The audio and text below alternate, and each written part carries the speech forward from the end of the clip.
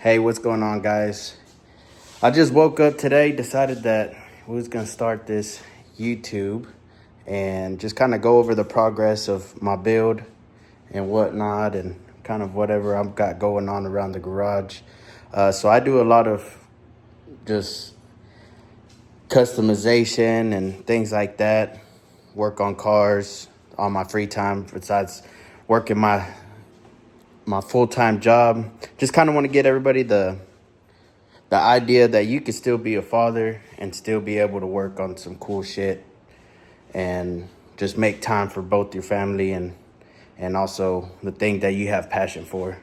So this is my 2015 Lexus IS250. Kind of working on it, doing the wide body and, trunk setup and all the good shit. But today we're gonna be putting some upper control arms on there, kind of get the fitment right for my fronts. They poke out a little bit on the wide body and kind of want to get it dialed in. That way we can get it sent off to paint. And don't mind the car right now, it's a little dirty. Just a lot dirty, actually. But yeah, so it's kind of what we're gonna get into today and kind of help everybody get some tips on how to get these things on. So right here we got upper control arms. I'm gonna put them together and then get started on the actual installation themselves. So don't count me. I don't know how far we need them to pull in, but once we get these on, we'll get the car sent off for an alignment, and yeah, just kind of go from there, All right, so there we go, guys. We got the ball joints put on the control arms now. So the kit didn't come with any type of installation instructions, so we just kind of went with the wind of kind of how I think they might go. So we're gonna start, I guess, on the aggressive side and slide them all the way in, tighten them up, and then we'll kind of dial them in from there. I'm on air suspension, so once we air out some of that air, we'll be able to see if we need to bring it back out, pull them back in. So there's a lot of work to be done on here. More suspension components that we got to put on there, but yeah, let me get the right tools I need for this job, and we'll get started. So first things first, guys, always make sure you got a jack stand under your car, or put a wheel underneath your car as safety precautions. That way, if your car slips and falls down, kind of out of harm's way. But yeah, first thing you want to do is take off this cotter pin with some like needle nose pliers, maybe.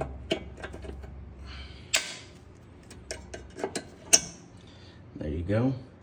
And so right here you'll have a 17 millimeter bolt, and then back there on both sides you'll have two 14 millimeter bolts that you want to take out.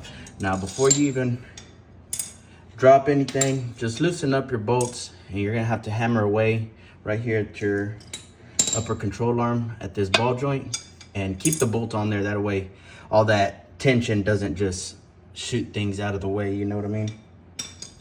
So we're gonna loosen this up, and then I'll show y'all whenever we start getting to putting in the upper control arm.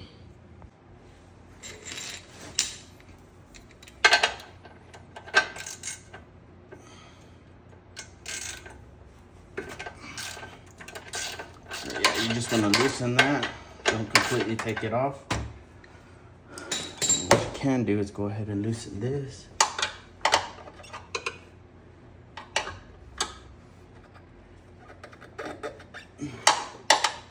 So you do want to have a ratcheting wrench. That way you can get back there and not have to pull your wrench out every so often.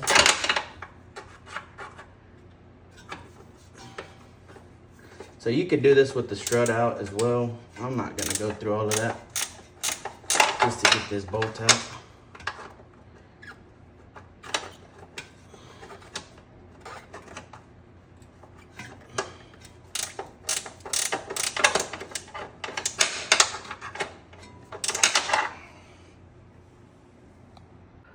Okay guys, and just like that, we got her in. Gave her a couple of umps.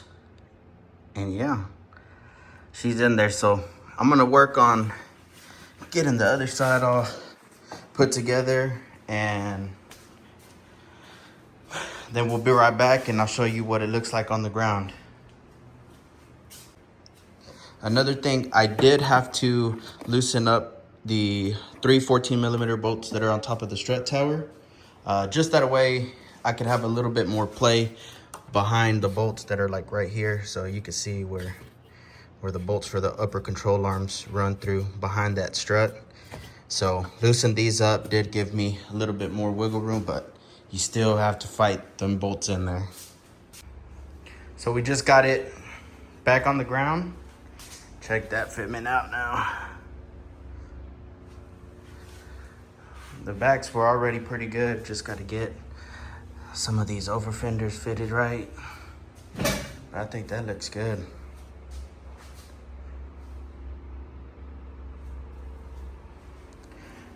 Now the other side, I have a 235, 3519 on this side, so I can't air it out all the way because it starts catching that over fender there. So we're gonna go with the same size that we have on the other side, 225, 3519. The stretch is just right. Yeah. All right, guys. Well, that'll be it for this video. Like and subscribe this video, and for more content, we'll start posting more often. I got a lot of work to do. Get a new front bumper. I have carpet and a new center console. I gotta finish the trunk setup. I'll go ahead and show the trunk setup. So that's what we're working with, but we still got lots of work to do back here. Hard lines, finish the floor, but I don't want to get to this and finish this just yet until we have all the audio equipment that we're going to put in here.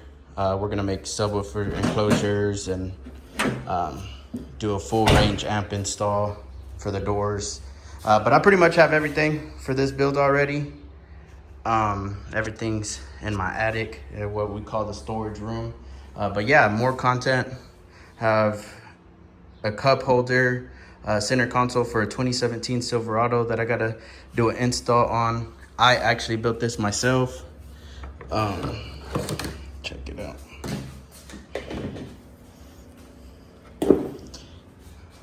So we gotta do that install. It has RGB LEDs on the inside, 2 6.5 Apocalypse with the tweeters.